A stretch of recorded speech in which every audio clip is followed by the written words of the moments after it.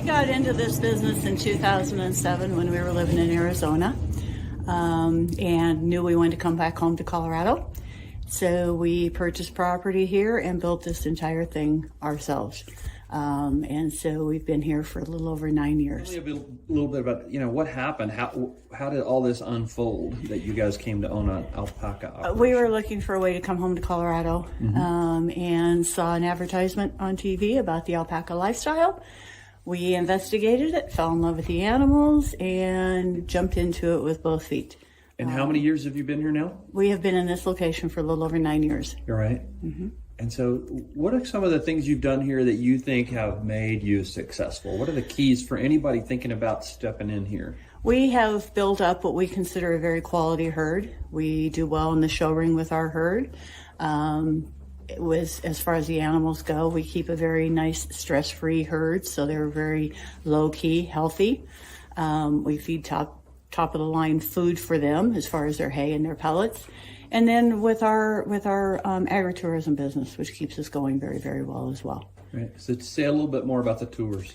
So the agritourism, people can come and visit us as far as just calling local people visiting in the area, the harvest toast that we do. They get a full in-person tour, which usually lasts an hour to an hour and a half, and then they get a chance to visit our store, which contains a lot of our alpaca products with yarns and rugs and various items.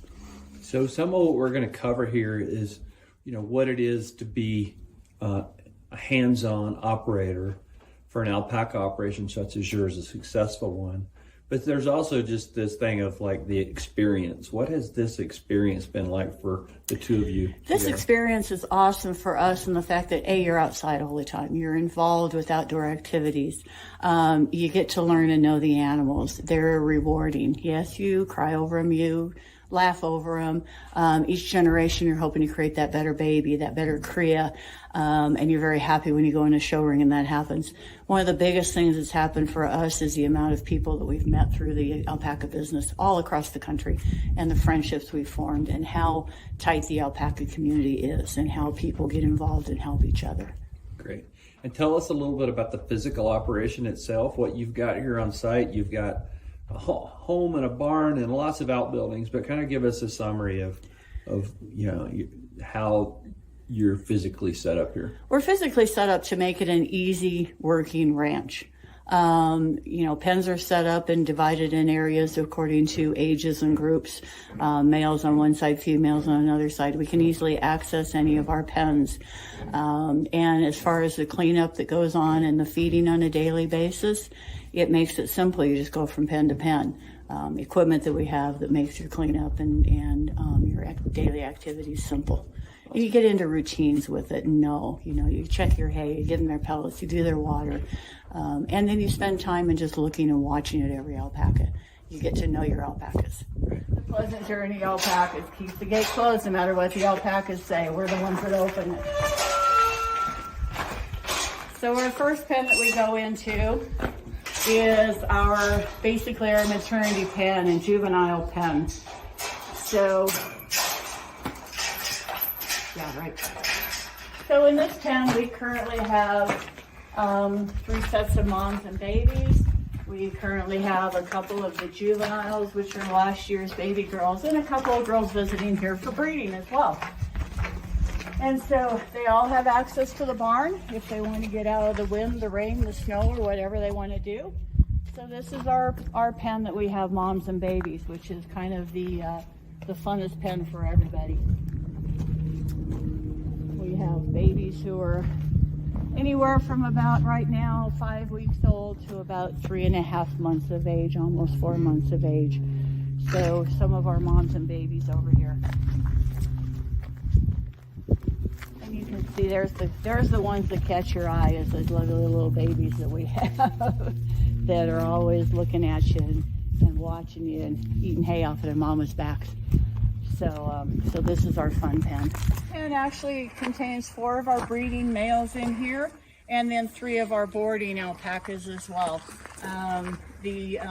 What's called the Surrey, which is the black one, the white one, and the brown one right here are called Surreys. They are boarding alpacas for us. Everybody else in here is ours, and they are some of our breeding males. And then the last pen up there is also our our boarding alpacas. So that entire pen has boarders with us. So this is one of our top herd sires. Altitude here has been with us for about 12 years. We purchased him when we were down in Phoenix. He is one of our top herd sires. He's 13 years old. His name is Altitude. And so he is one of our breeding males. And then the next pen over we have Manchester. And we'll just show you how friendly some of these guys are. Come here, Manchester. Come here, Manchester. Manchester is another one of our breeding males. Deep dark brown. He's just a very, very friendly boy when it comes to loving to get his treats, aren't you? There you go. Good job. Oh, you dropped it.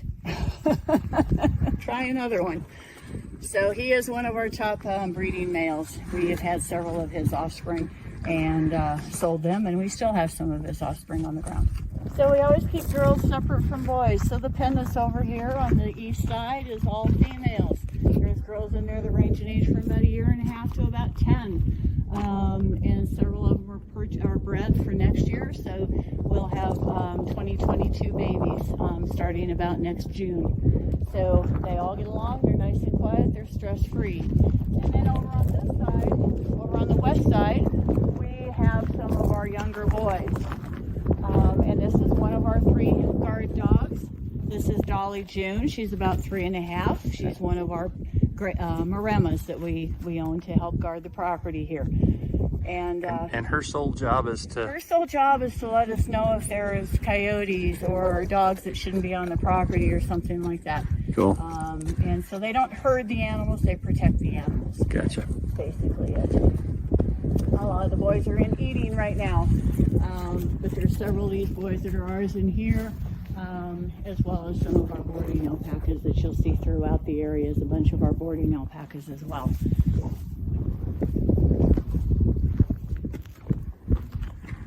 So one of the byproducts that you can also do with the alpaca ranch is sell their alpaca poo.